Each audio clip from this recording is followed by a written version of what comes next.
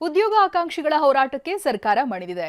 56,000 ಹುದ್ದೆಗಳಿಗೆ ನೇಮಕಾತಿ ಮಾಡುವುದಾಗಿ ಬಜೆಟ್ನಲ್ಲಿ ಸಿಎಂ ಘೋಷಣೆ ಮಾಡಿದ್ದಾರೆ. ಜೊತೆಗೆ ಶಿಕ್ಷಣ, ಮಹಿಳಾ ಸಬಲೀಕರಣಕ್ಕೆ ಸಿಎಂ ಕೊಡುಗೆ ಕೊಟ್ಟಿದ್ದಾರೆ.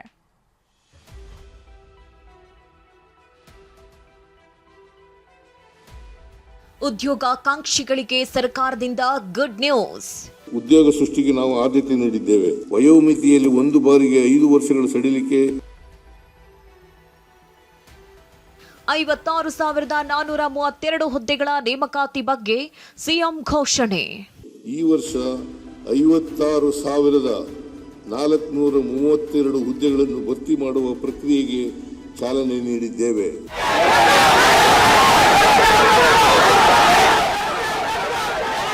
ಸರ್ಕಾರಿ ಹುದ್ದೆಗಳ ಭರ್ತಿಗೆ ಧಾರವಾಡದಲ್ಲಿ ಹೊತ್ತಿದ ಕಿಡಿ ರಾಜ್ಯದ ಉದ್ದಗಲಕ್ಕೂ ಪಸರಿಸಿತ್ತು.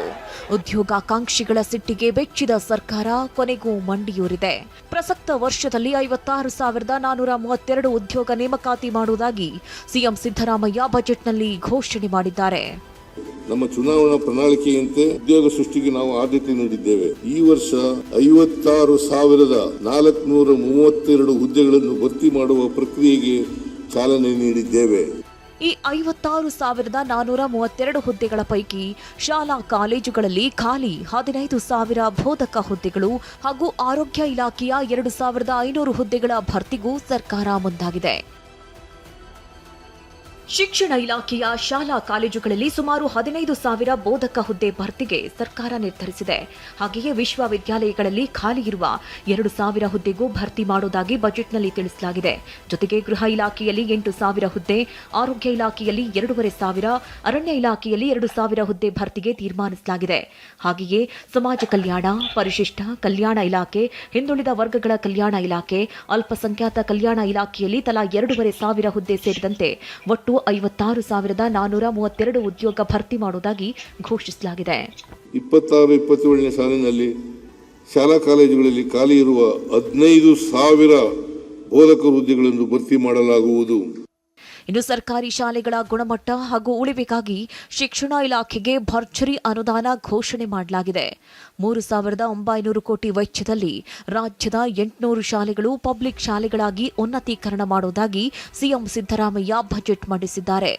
ವಸತಿ ಕಾಲೇಜುಗಳ ನಿರ್ಮಾಣಕ್ಕೆ 18 ಕೋಟಿ ರೂಪಾಯಿ ಹಾಗೂ ವಿದ್ಯಾರ್ಥಿನಿಯರ ಮೂಲ ಸೌಲಭ್ಯಗಳಿಗಾಗಿ 31 ಕೋಟಿ ಮೀಸಲಿಡಲಾಗಿದೆ. ಬೆಂಗಳೂರು, ಧಾರವಾಡದಲ್ಲಿ ವಿದ್ಯಾರ್ಥಿ ಇಂದಿರಾ ಕ್ಯಾಂಟೀನ್.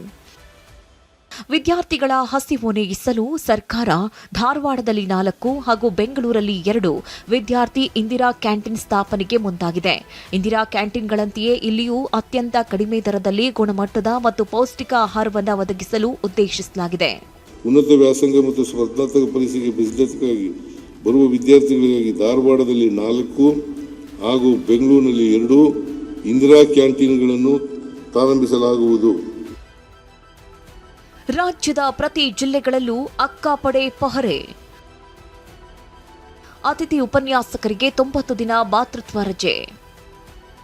ಮಹಿಳಾ ಮತ್ತು ಮಕ್ಕಳ ಅಭಿವೃದ್ಧಿ ಇಲಾಖೆಗೂ ಮಕ್ಕಳ ಮತ್ತು ಮಹಿಳೆಯರ ರಕ್ಷಣೆ ದೃಷ್ಟಿಯಿಂದ ಜಾರಿಯಾದ ಅಕ್ಕಾಪಡೆ ಪಹರೆಯನ್ನ ರಾಜ್ಯದ ಪ್ರತಿ ಜಿಲ್ಲೆಗಳಲ್ಲೂ ಅನುಷ್ಠಾನಕ್ಕೆ ತರಲು ಬಜೆಟ್ನಲ್ಲಿ ಘೋಷಣೆಯಾಗಿದೆ.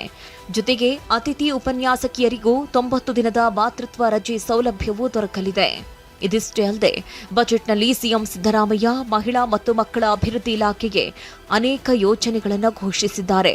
3,000 ಮಹಿಳಾ ಪದವೀಧರರಿಗೆ ವೃತ್ತಿನಿರತ ತರಬೇತಿ, ಮಾಜಿ ದೇವದಾಸಿಯರು, ಲಿಂಗತ್ವ ಅಲ್ಪಸಂಖ್ಯಾತರು, ಚೇತನ ಮತ್ತು ಧನಶ್ರೀ ಯೋಜನೆಯ ಫಲಾನುಭವಿಗಳಿಗೆ ಪ್ರೋತ್ಸಾಹಧನ 30ರಿಂದ 45 ಸಾವಿರಕ್ಕೆ ಹೆಚ್ಚಳ ಮಾಡಲಾಗಿದೆ.